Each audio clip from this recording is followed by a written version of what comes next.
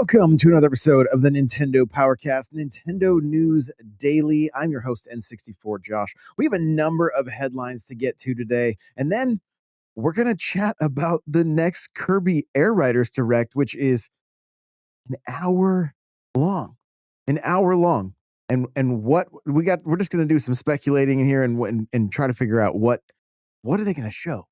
What are they going to show? Somebody, I think it was it was Andre from Game Explain, was like, yo, you could beat the first game in 2 hours or something like that. So he's like, is he just going to start playing through the game with each character and and showing us what's going on there? So we're gonna dive into that. Uh, you're gonna notice on this episode that there's gonna be another segment added to the end. What I'm doing is on YouTube, I am recording a segment called Nintendo Today, and it's taking a look at the history of Nintendo each day, game releases, system releases. Sometimes it's maybe shows like Pokemon, could be movies, anything Nintendo related will be featured daily, and I will be tagging that on to the end of this show for the audio version for the audio listeners. So if you're watching on YouTube, you can go and check out that other video, and if you're listening, you're gonna get all of it in one place. So here we go. Let's jump into the news. We're gonna start with some Fortnite. All right. This is mynintendonews.com. It says new Fortnite leak reveals next season we'll get a Simpsons themed map. A Simpsons themed map. Epic Games and Fortnite are going all in next season on an incredibly popular cult cartoon series, The Simpsons. The game will apparently feature a lifelike map of Springfield, which will be animated in the cartoon's unique style, and will be ready for players to duke it out on the next season. The Simpsons cross Fortnite collaboration has been leaked by HypeX, who has been fairly reliable with the past seasons of Fortnite leaks. So here you go. Like this, they just have a screenshot, obviously, of Springfield, but this is pretty cool. I'm assuming it's not. It doesn't say that the photo just looks like it was just like a random shot of Springfield. So, but I have a feeling it's going to look very close to this, which is super super cool. Like to be able to run around in Fortnite that's completely cell shaded. I'm here for it. I'm completely here for it. I wonder if they're going to do the costume similar to how they did Scooby and Shaggy and the gang, where you could switch between a cell shaded look or kind of the Fortnite look, if you will. Very curious on how they're going to do that. Curious on the skins themselves, because some of the characters are pretty short. You know, like Bart and Lisa and Maggie are pretty short. But I guess maybe they'll just make them really tall, like taller versions of themselves. I don't know. It's going to be kind of interesting to see how it all pans out, but also really fun. The best part of Fortnite for me is all of the pop culture stuff. I love seeing all the different collabs and the different characters. I play as Optimus Prime or Leonardo from the Ninja Turtles or so many different Star Wars characters. Uh, running around as Mando or Boba Fett. I love it. It's so much fun being the Predator, or right now just finishing up the season with the Power Rangers and playing as different Power Rangers or even the Megazord. Like it's like literally having the playground you always dreamed of as a kid at your fingertips. And I love it. I have a great time with it. I have been playing it almost nightly. I've cut back a little bit since Pokemon came out, and I've been focusing a bit more on that. But Jasmine and I have been playing nightly and just having such a good time. Recently introduced her to it, like you've heard me mention, and it's been a lot of fun. So looking forward to this next season being The Simpsons. When I'll be real, when there's not a lot of pop culture in Fortnite, I'm not in Fortnite. Like it doesn't do much for me. A lot of their original costumes or skins, they don't do a whole lot for me. But when it's pop culture, it does pull me in, and I have a good time with it. Next up, we have Star Wars Outlaws in the news yet again because it's got another patch and graphical improvements and stability. So, taking a look at the article from Nintendo Life, it says Star Wars Outlaws, Ubisoft's excellent open world adventure, has received another update on the Switch 2. This isn't a huge one, but it contains further improvements to the overall visuals, including upping the quality of the textures. Yum, is what the article says. We've also got some of that all important stability alongside some other general fixes to the game's story and UI. Be warned, Ubisoft does mention that these patch notes may contain spoilers, so keep that in mind if you've yet to experience Outlaws. So I'm not going to go through all of them because I can see that it's like giving names and locations and that kind of stuff, but it is worth noting that it has had another graphical improvement, which I think is great. I think that's fantastic that we're seeing a modern generation game running on Switch 2 and continuing to see improvements. This is really really good. Really good. Well, moving on. Dragon Quest 7 reimagined producer reckons we're ready for its dark and sorrowful story. Okay, I'm intrigued. Again, this is a Nintendo Life article here.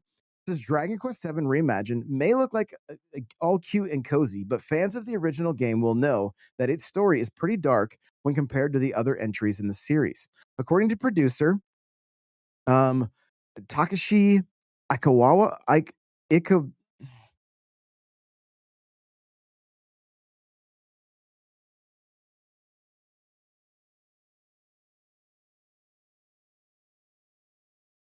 according to producer,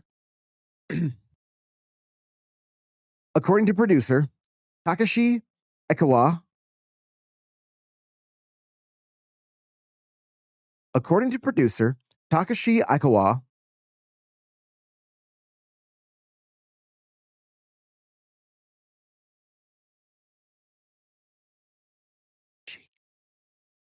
according to producer Takashi Ichikawa in a new interview with GameSpark, this is actually a key factor in the team's decision to bring the game back for modern platforms. Ichikawa believes that players have grown more accustomed to games with darker narratives, and so this essentially paved the way to revisit Dragon Quest VII. Here's the quotes. It says, "We decided to launch the project for Dragon Quest VII Reimagined because we felt that the game's unique atmosphere and tone would resonate especially well with players today. Back when it first came out, Seven was often said to have a more dark and sorrowful episodes compared to other entries in the series. But nowadays, players are much more accustomed to games with darker stories. I believe that. Through this new version, modern players will be able to feel Seven's story and the emotions of the characters even more deeply." Due for release on the 5th of February, shortly after the Final Fantasy VII Remake integrate on the 20th of January, Dragon Quest Reimagined is a full on remake built from the ground up with gorgeous diorama like visuals. I gotta say, this one has me excited. I'm looking forward to jumping into this one. I'm hoping, fingers crossed, that it is happening during a time that there's maybe a tiny little lull. This is a few days before Mario Tennis Fever comes out, and we do have Final Fantasy that I have been waiting to play since 2019. So I will be picking that up on Switch 2 as well. So fingers crossed, I'm able to jump into this one. And there's a lot when it comes to these RPGs. They take some time, but they're also incredible. They're also incredible. So it's just a matter of really managing my time well and getting some of these RPGs going. I think what I need to do is just try to squeeze in 30 minutes a day on these things and just slowly work through them. I've got Xenoblade Chronicles X and then 3 I need to finish.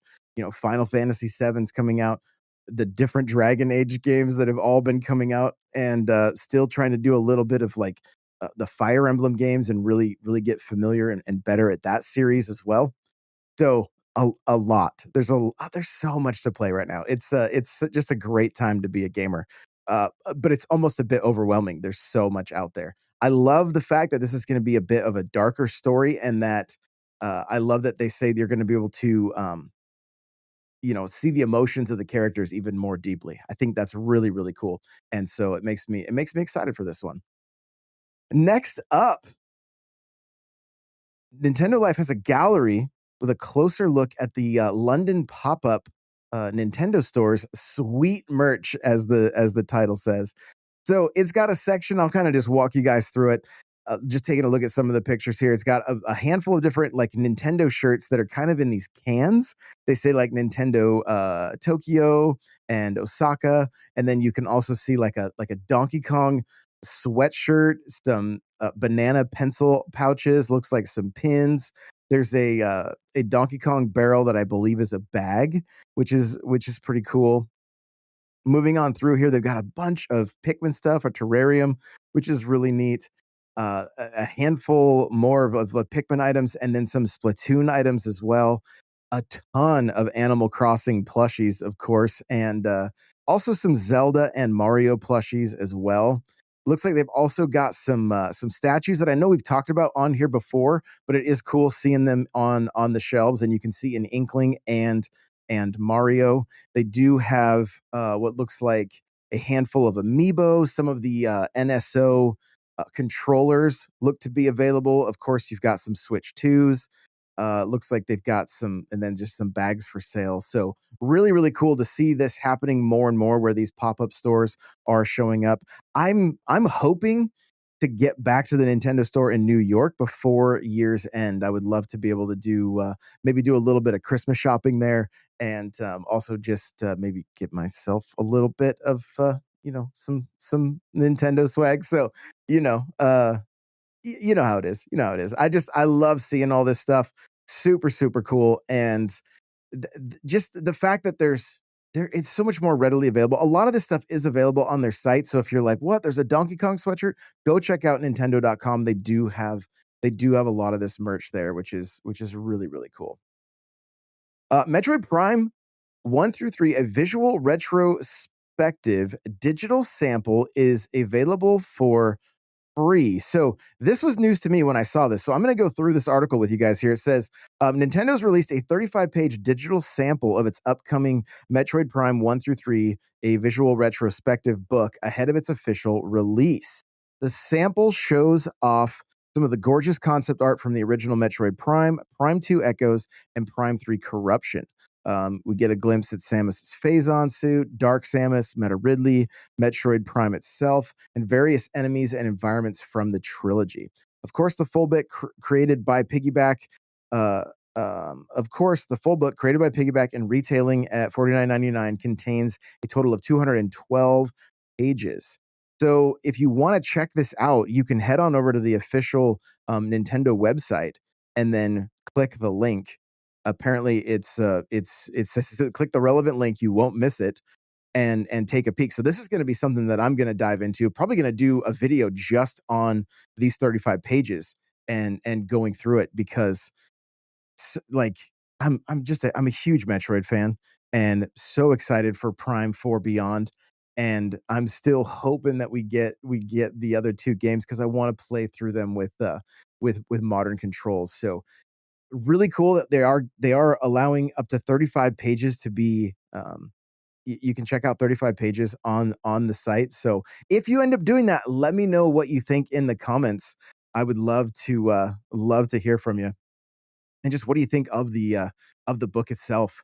Just the few pictures they have on this article, gorgeous, honestly. I'm This one's going on my Christmas list, no doubt. It's going to be going on my Christmas list. I need to have this book in my life. So, well, speaking of Samus and Metroid 2 return Samus Returns is the latest Nintendo Music update. So if you want to be able to check out some of the music from the 1991-1992 Game Boy game, it is now available. All 19 tracks. It's about 30 minutes in runtime.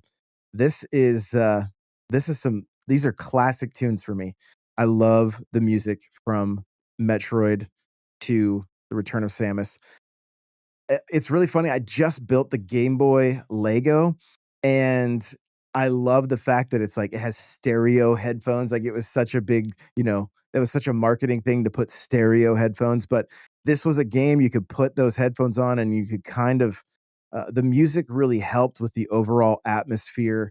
and just setting the tone of the game. So really cool to see this make its way to Nintendo Music, and it's also just good to see that Nintendo is pushing anything Metroid, like anything Metroid. Keep pushing it, keep it in front of the public. And if you're listening to this, you guys, please go check out some of the Metroid stuff. If at all possible, if you have not played Metroid Dread, go play that. Go play that, and then pick up Prime remastered. I think it's $40, so it's quite the deal, and it holds up. It holds up. Like I've been having a great time playing through that again. So highly recommend checking out Metroid Prime remastered, and go check out the music, of course. All right. Well, PSA Switch 2 launch title Cyberpunk gets a big eShop discount in the US. So, taking a look here at the article from Nintendo Life, it says instead of the regular price tag of $69.99, uh, it's currently 42% off, down to $39.99 now through November 1st. The Ultimate Edition comes packed with the Phantom Liberty DLC, where you can catch up with Solomon Reed, which is Idris Alba. Make sure you've got plenty of free space as the file size goes beyond 60 gigs, according to Nintendo's official listing. If you haven't already played CD Projekt's newest game, be sure check out Nintendo Life's review. And the little bit of time I spent with the game, I picked it up at launch physically, and I was honestly very impressed. I was very impressed with how well the game ran, with the way it looked, and it's just it's it's vast.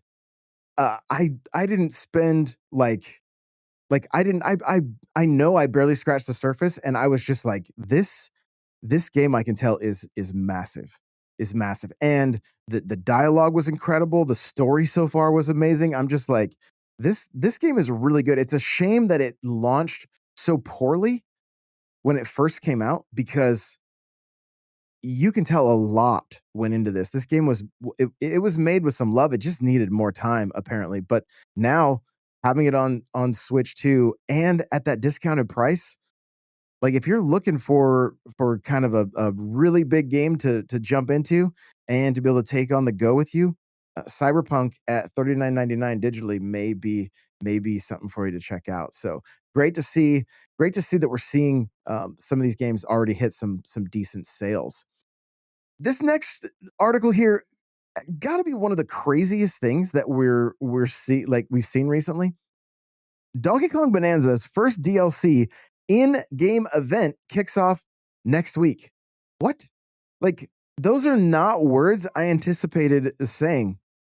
So, again, we're at Nintendo Life here. It says Nintendo has announced that the first in-game event for Donkey Kong Bonanza, DK Island and Emerald Rush DLC will kick off next week.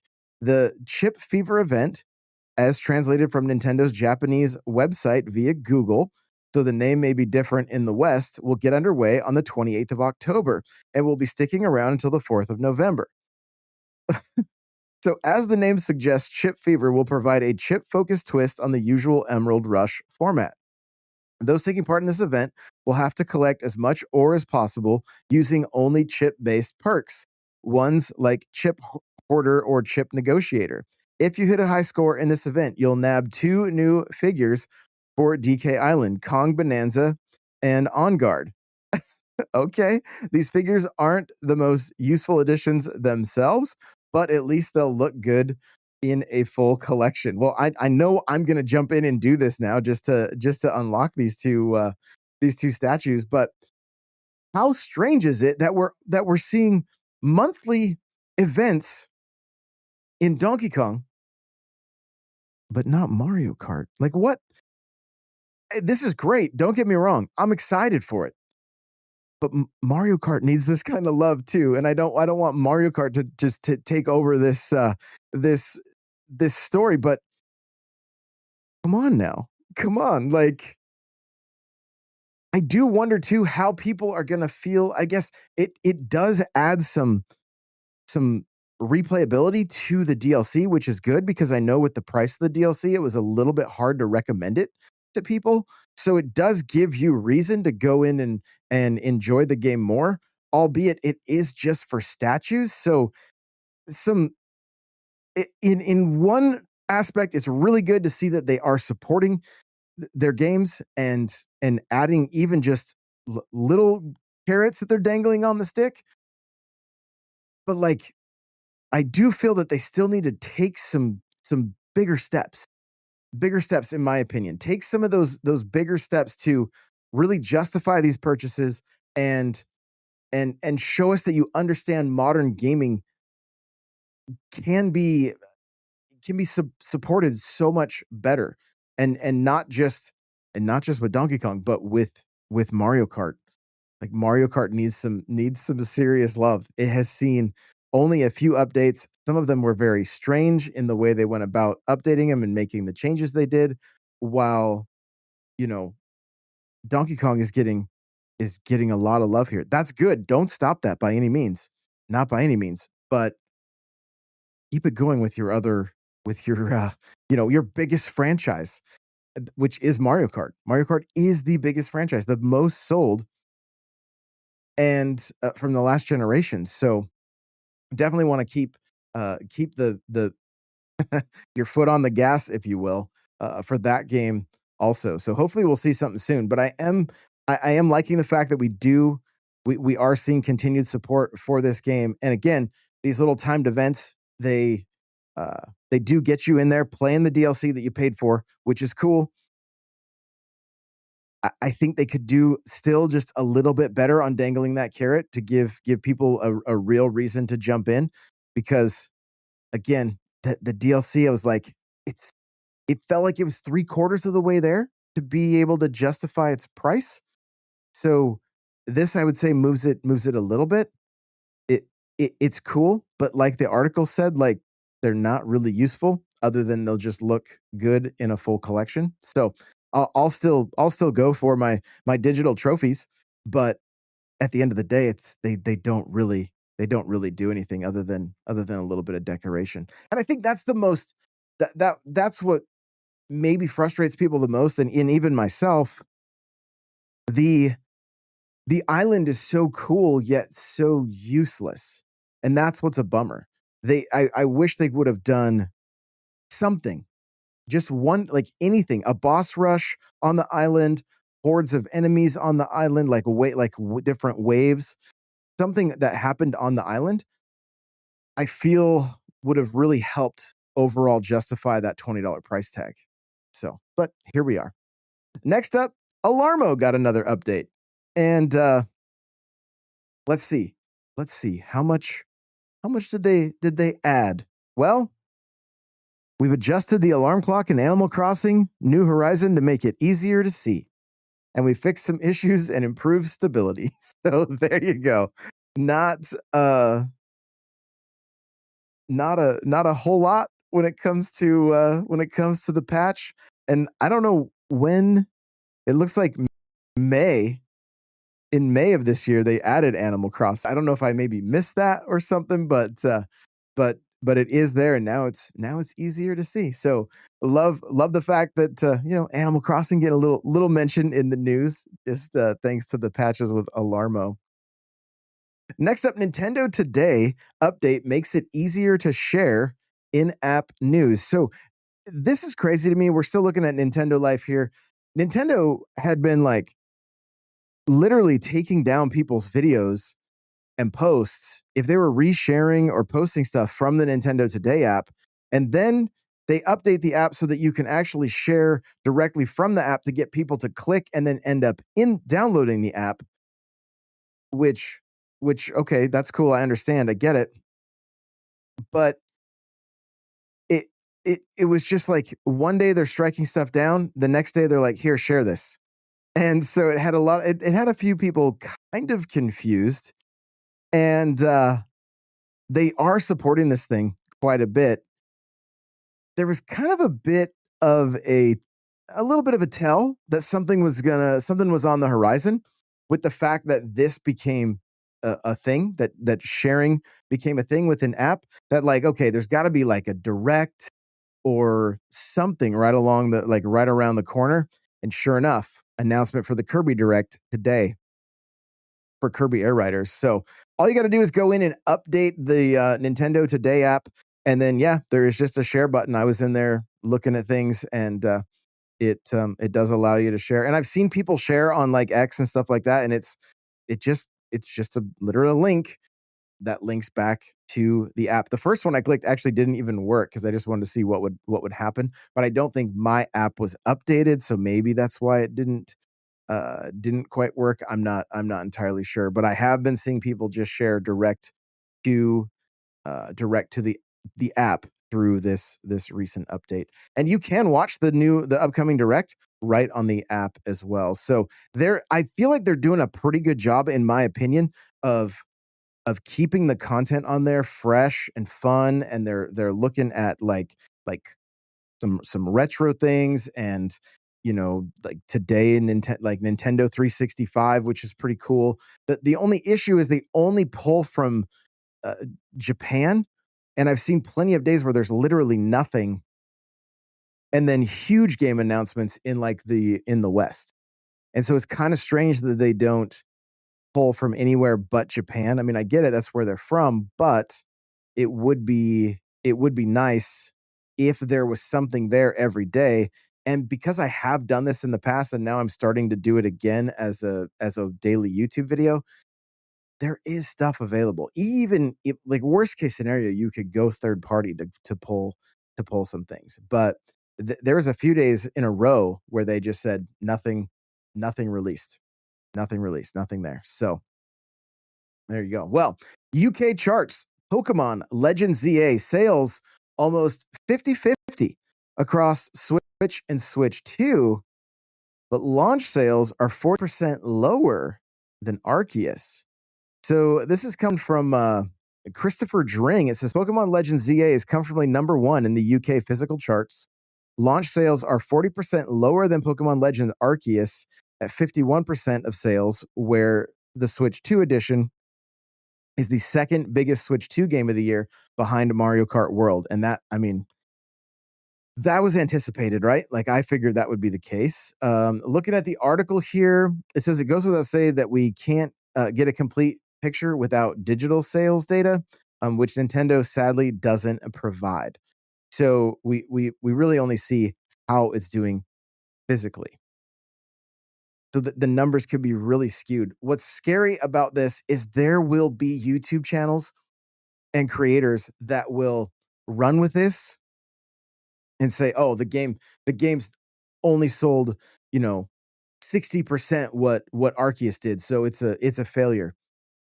We have no clue what the digital sales are. And I'll look at the eShop right now, okay? I'm going to fire it up and see.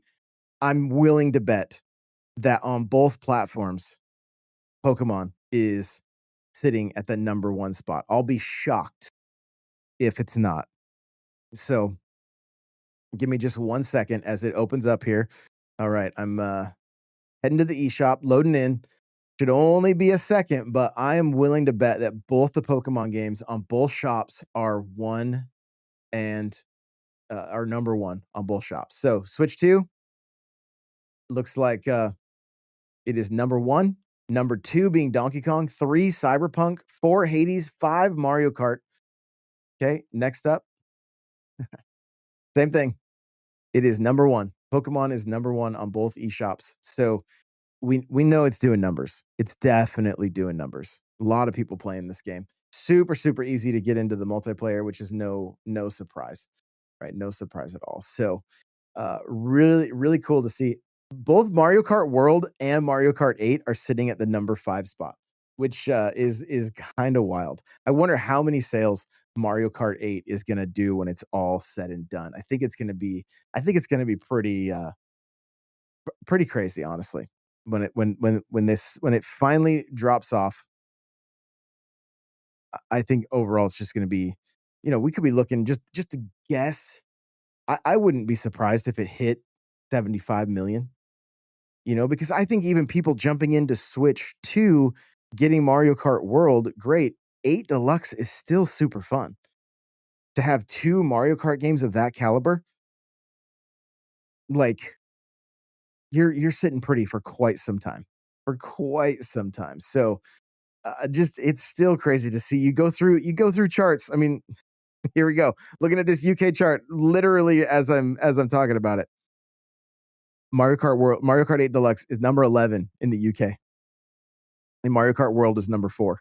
Legends EA is number 1, Battlefield 6 2, EA Sports FC 26 is at number 3, Mario Kart World at 4, Ghost of Yotai number 5. Super Mario Galaxy 1 and 2 are at 6, followed by Little Nightmares, Minecraft, Donkey Kong Bonanza, Elder Scrolls Oblivion Remastered. Nintendo's games are all over these charts. They're all over these charts. So it's great to see, and it's a great time to be a Nintendo fan. Well, let's get into our main topic, which is going to be the Kirby Direct happening in just a couple days here.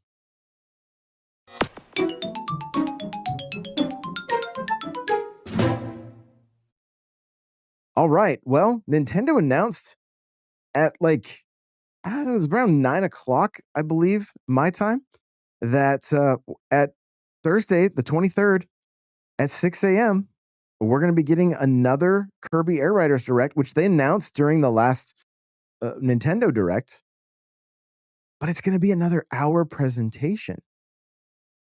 And so I was tweeting with Nintendo Prime, like, he's kind of asking the question, like, what are they gonna show for the hour? I'm asking that question. What are they gonna show for that hour? And we're both a bit confused, right? So we've had what, a 45-minute direct with this game already? And I will say this, I don't think the game necessarily shows well. Not that it doesn't look fun, but it's one of those games that you kind of have to experience before you get it. Like, I don't know how else to put it. The other thing is you can't jump into this game trying to play it like Mario Kart World, and that's really what Nintendo Prime was saying in our back and forth on Twitter. Is like a demo for this game would be incredible, and I do wonder if they're not going to announce some kind of a beta and or a demo to kind of showcase this game and let people go hands on with it. When I played the game, I was sold. I'm like, okay, this is a killer party game. This is a fun game to jump into Discord voice and play with some friends. This is a fun game to, I'm assuming it's still, I can't remember just off the top of my head. It looks like, yeah, up to 4 players. So you could do, sit on the couch, play with up to 4 people. There's fun to be had with this game. Like, there's a lot of fun to be had with this game.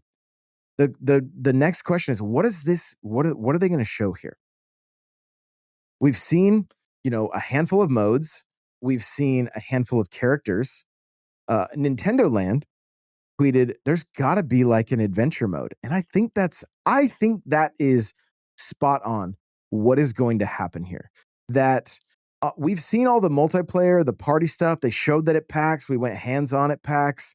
There was a mode that we couldn't even take footage of, and but at the end of the last direct or the last Kirby Air Riders direct, this figure appeared. It was kind of ominous, and I'm not sure who it is in the Kirby lore. Maybe it was.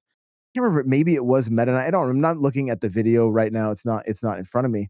But I do I do wonder if there's not going to be some kind of story mode tied to this, which I think would really be a good thing for a game like this, because the party game aspects alone, I would say, probably could sell this game at like 39.99, right?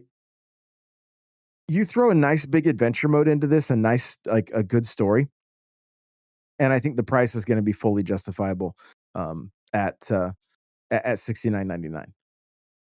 And I think that's kind of what we're going to see here. We're going to see some kind of and I mean, if you've been playing Nintendo games a long time, like the F-Zero games have some cool story stuff. Like there could be some like a decent adventure within this game. And then you top that, you put all the multiplayer stuff on top of that, and it's a very complete package. So that's my assumption on where they're going to be going with Kirby Air Riders. That it's going to be more than just the mini games. Because if they come out and they spend another hour just rehashing what we've already learned, and they went pretty deep in that 45 minutes talking about the different riders, the different machines, and how they work. Maybe they will go in a little bit deeper on like how to utilize and pick up power-ups so that you really do you can be at your best when it comes to the PvP stuff and trying to compete in those little mini games. I do think that could be helpful as well because it is even jumping in and playing it, you're just like, yo, there's a lot here. So maybe a little bit more strategy like that. But I also don't want to see them take too much time on that because we don't want to sit and watch a tutorial as a direct. That's not why we're here for the direct. We want to understand why we should be picking this game up and what is special about this game. Now, they probably will show, I'm guessing, more amiibo, which this is where it gets a little bit crazy because these amiibo are $50 each. So how many could they potentially do? And the reason I think they're going to be doing more and that it won't slow down, two reasons. One, it's for Sakurai, which his last game, every character had an amiibo. And two, these are interchangeable with the characters and the machines. The rider and the machine is interchangeable. So it would seem to me that they would potentially keep adding more of these amiibo down the road because of that function. So we're not gonna have to wait long. We got Thursday at 9 a.m. Eastern, 6 a.m. Pacific. So you got to be up early for that if you're on the West Coast. And we're gonna get to know more about about this game. And I'll just read from the Kirby Air Riders account. It says, tune in on Thursday, October 23rd at 6 a.m. Pacific for a second Kirby Air Riders Direct. This presentation will feature about 60 minutes of information about the upcoming Nintendo Switch 2 game and an appearance from Mr. Sakurai. So there you go. We're gonna see that. They're being a little sneaky, It will be exciting to get this out of the way. We're probably, and not that I don't want to see more of it, I'm just already sold. But I'm assuming what comes after this is a bit more for Age of Imprisonment, and then we've got to get on a cycle for like a marketing cycle, no pun intended, for Metroid Prime 4 Beyond. And so, or get on that marketing push for that game because I had to say cycle. I'm sorry, guys. It was because of Viola. I just had to say cycle. So forgive me for the pun, but I'm ready to learn more about Metroid Prime 4 Beyond and to get my hands on that game. I'm so excited. So excited. So let me know your thoughts about Kirby Air Riders. Is this a day one for you? Is this one that you can't wait to play? I want to hear all of your thoughts in the comments, whether you're on Spotify or YouTube.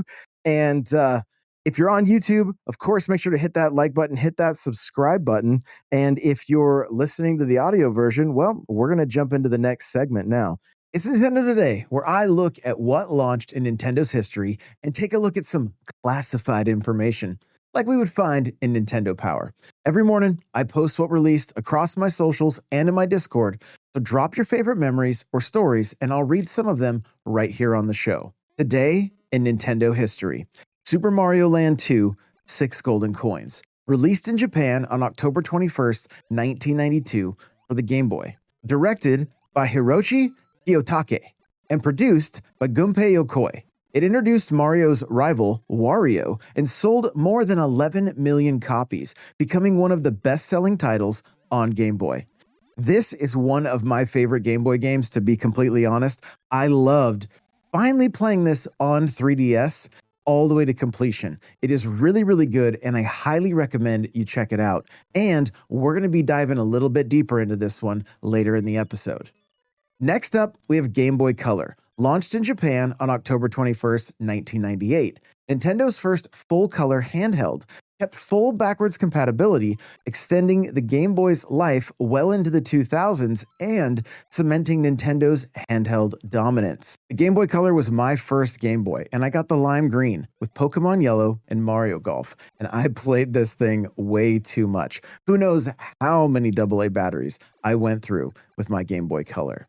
Next up, Pokemon Emerald, released in Europe in 2005 for the Game Boy Advance, developed by Game Freak, and it refined the Ruby and Sapphire formula, added the Battle Frontier, and featured Rayquaza on the cover. Lastly, we have Donkey Kong Country 3, which re-released in Japan on October 21st, 2008 for the Wii Virtual Console. Originally a Super Famicom classic starring Dixie Kong and Kiddy Kong, the digital re-release brought this platformer to a whole new generation of players. Now, let's go ahead and deep dive into Super Mario Land 2 and the 6 golden coins. In Super Mario Land 2, Mario returns from the events of the first Super Mario Land to discover that his childhood rival, Wario, has taken over Mario Land. Wario casts a spell across the island, convincing everyone that he's the hero and Mario is the villain. Mario must collect 6 golden coins scattered across theme zones: tree, space, pumpkin, macro, turtle, and Mario Zone to unlock his castle and face Wario. The gameplay expands on the original with ideas from Super Mario World and Super Mario Bros. 3. A world map where you can choose zones in any order, stages that scroll vertically and horizontally filled with hidden exits. A bell at the goal starts a minigame for 1-ups and power-ups. It also was the first portable Mario title with a save feature, thanks to the battery-backed cartridge that preserved progress after each stage. There are 32 levels total, and if you lose all your lives, the 6 coins return to their bosses, meaning you have to win them back before facing Wario again. Power-ups include the classic Super Mushroom, Fire Flower, Starman, plus brand new item, the Magic Carrot, which turns Mario into Bunny Mario. Bunny Mario can flutter in midair and slow his descent, making tricky jumps easier. Because of the Game Boy's grayscale screen, Fire Mario is marked by a small feather in his cap, a unique detail not seen in any other Mario game. Development began in late 1991 within Nintendo's R&D 1 team, led by producer Gunpei Yokoi, and director Hiroji Kiyotake worked alongside Takehayo Hasegawa, who designed many of the game's enemies. The team wanted to break away from the formula of previous Mario titles. At first, their prototype strayed so far that it didn't feel like a Mario game, so they later tuned it to resemble Super Mario World. The plot's focus on Mario reclaiming his own castle was a deliberate twist, fighting for something personal instead of rescuing Princess Peach. Wario's creation reflected R&D 1's playful rivalry with Shigeru Miyamoto's EAD team. As Kiyotake put it, Wario is the Bluto to Mario's Popeye. The upside-down M on his hat sealed the idea of Mario's perfect opposite. Music and sound came from Kazumi Tataka, who hid his famous Tataka song on the Game Over screen. Wait 2.5 minutes and you'll hear it. The team used unique sound effects instead of recycling those from Super Mario World to help the Game Boy version feel distinct. Upon release, Super Mario Land 2 received critical acclaim for its creativity and technical achievement. It became one of the Game Boy's highest-rated and best-selling titles, launching Wario's career as Nintendo's ultimate anti-hero in Wario Land, Super Mario Land 3, and beyond. The game was later re-released on the Nintendo 3DS Virtual Console in 2011 and on Nintendo Switch Online Game Boy Library in 2023. Now, it's time for some classified information. Wario's name fuses Mario with the Japanese word Wario, meaning bad, so literally Bad Mario. The Magic Carrot power-up began as a design test for animating floppy ears on the Game Boy's tiny sprite grid. It became Bunny Mario because the animation looked smooth and readable. The Mario Zone world is shaped like a giant mechanical version of Mario himself, filled with toy enemies and gears, one of the most creative level ideas in any Mario game. Now, here's a game tip. Each zone hides at least one secret exit that changes the overworld map. In Pumpkin Zone 2, look for an invisible door near the end that leads to a hidden bonus stage full of 1-ups and coins. If you're replaying on Nintendo Switch Online, take your time exploring. Some secrets were easy to miss on the original screen. Before we wrap this up, I want to make sure that I read some comments from the community. First up, we have Jimmy Pike, who said, I got this game Christmas of '92, along with my Super Nintendo and Game Boy fanny pack. This and Christmas 1996, when I got my N64, are my two favorite childhood Christmases. Man, I miss being a kid. Next, we have Holly with 2 Ys over on X that I love this game so much growing up. It was brutal though. I never got past having 2 coins because I'd die and have to restart. And that is the truth. This game is brutal. So I'm going to challenge you. If you decide to play this on Nintendo Switch Online, let me know how far you can get without using the rewind feature. Before we go, I want to know, what was your favorite part of Super Mario Land 2 when you played it as a kid? That is going to do it for Nintendo Today. Thanks for watching, and remember, play it loud.